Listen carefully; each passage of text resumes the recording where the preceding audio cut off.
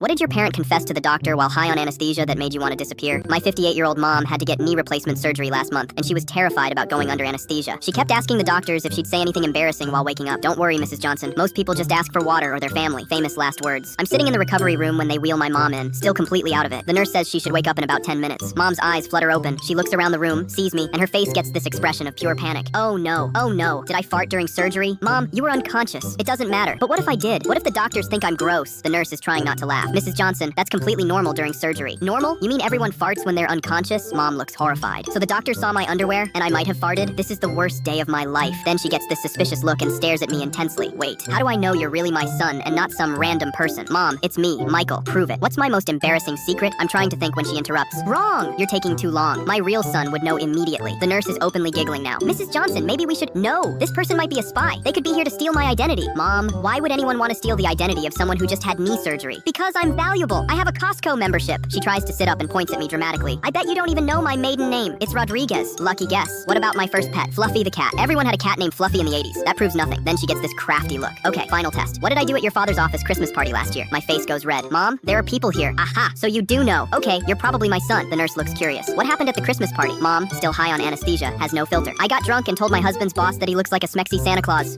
And then I asked if I could sit on his lap. The nurse is dying laughing. Oh my goodness. But that's not the worst part. I also told his wife that she's lucky because Santa only comes once a year, but her husband could come whenever she wanted. Mother! The doctor walks in to check on her progress. How are we feeling, Mrs. Johnson? Mom immediately perks up. Doctor, you're very handsome. Are you single? Mom, I'm married to Dad. Remember Dad? Oh right, your father. He's okay, I guess. But doctor, you have very nice hands. The doctor is trying to stay professional. Thank you, Mrs. Johnson. Let me just check your knee. Doctor, can I ask you something personal?